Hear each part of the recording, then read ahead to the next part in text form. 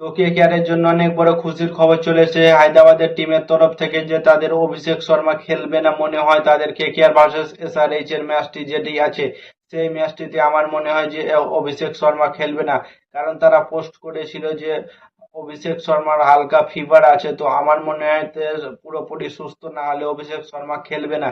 কারণ অভিষেক শর্মা হচ্ছে বড় মাপের প্লেয়ার, তাকে সবসময় 100% ফিট না থাকলে ম্যাচে দেখা যাবে না।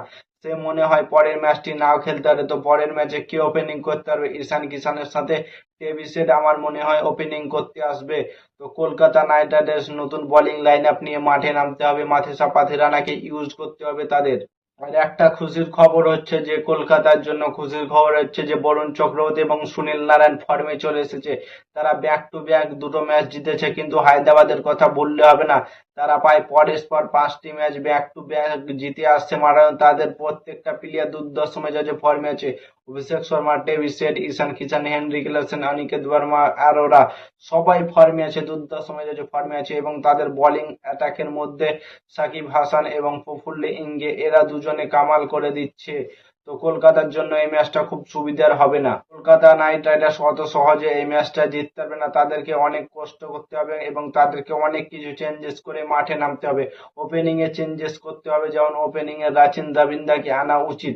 কারণ তোমরা ফিন অ্যালেনকে 5টা ম্যাচ চান্স দিলে, টিম সাইফার্টকে 3টে ম্যাচ চান্স দিলে, মানে ভাবো তারা দুজনে ফেল হয়েছে, তো তাদের দুজনকে বসিয়ে দাও। তোমরা রাচিন দাবিন্দাকে ওপেনিং এ আনো, রাচিন দাবিন্দার সাথে রাহানেকে ওপেনিং এ দাও। তোমরা রাচিন দাবিন্দার সাথে ওপেনিং এ দাও রাহানেকে, কারণ রাচিন দাবিন্দা তাদের টিমের ওপেনিং করতো, নিউজিল্যান্ড টিমের রাচিন দাবিন্দা ওপেনিং করতো, সে খুব সুন্দরভাবে ওপেনিং করতে পারে রাচিন দাবিন্দা।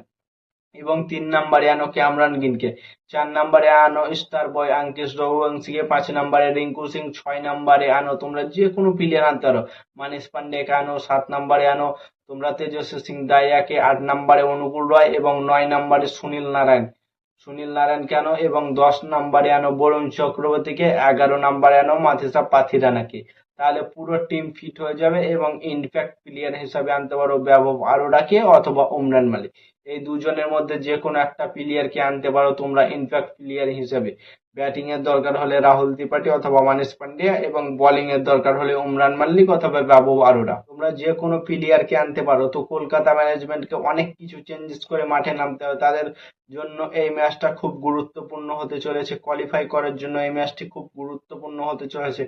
তাদেরকে প্রায় পরস্পর 6টি ম্যাচ জিততে হবে, কিন্তু এই ম্যাচটি সব থেকে গুরুত্বপূর্ণ ম্যাচ। এই ম্যাচটি যদি তারা জিতে নেয় তো তাদের পরের ম্যাচগুলো খুব ইজি হয়ে যাবে এবং পরের ম্যাচগুলো তাদের ঘরের মাঠে হবে, তাই তাদের জন্য ইজি হয়ে যাবে খুব কলকাতা নাইট রাইডার্সের জন্য। তো এই ম্যাচটা যে কোনো মূল্যে হোক কলকাতা নাইট রাইডার্সকে জিততে হবে।